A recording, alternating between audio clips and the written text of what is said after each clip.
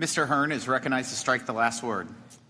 Thank you, Mr. Chairman. I move to strike the last word. Mr. Chairman, thanks for introducing this legislation that will encourage economic growth and secure our supply chains. Thank you for including my bill, the Supply Chain Security Act, to address the unintended consequences of the final foreign tax credit, the FTC regulations issued by the Department of the Treasury and the IRS on December 28, 2021. These regulations risk subjecting U.S. multinational corporations to double taxation and discourage investment in crucial supply chain markets. U.S. multinational companies shouldn't have to bear the burden of the flawed FTC regulations that could discourage their ability to invest and harm their ability to compete in the Western Hemisphere. By allowing U.S. multinationals an election out of the FTC regulations, we can ensure that American businesses continue to play a vital role in developing countries. This bill will give affected nations enough time to align their tax laws with our shared goals, fostering a fair and competitive environment. The objective of the FTC regulations released on December 28, 2021, was to disallow foreign tax credits for digital services taxes.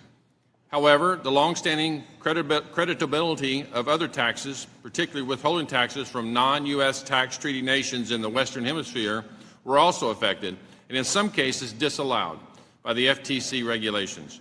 U.S. foreign policy encourages multinationals to make investments in developing countries. U.S. investment in these countries is crucial for global competitiveness, but also important from a national security and a trade perspective. The FTC regs disallowed withholding taxes on royalties and services. We need to keep IP here and our most talented Americans here as well. The current FTC regs discourage and penalize both of these. In a highly competitive global marketplace like there is today, emerging markets have the cushion to move slowly on law changes to accommodate U.S. investment.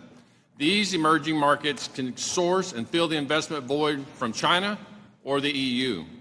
The pandemic revealed vulnerabilities in the global supply chain, highlighting the importance of encouraging investment in emerging markets.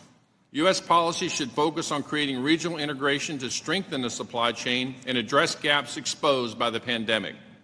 The Supply Chain Security Act will give affected nations the needed time to align their transfer pricing system with the new regime, while also giving certainty that the U.S. will have the ability to compete on a level playing field for market share in emerging markets we can rely on. Thank you, Mr. Chairman. I yield back the balance of my time. Ms. Miller.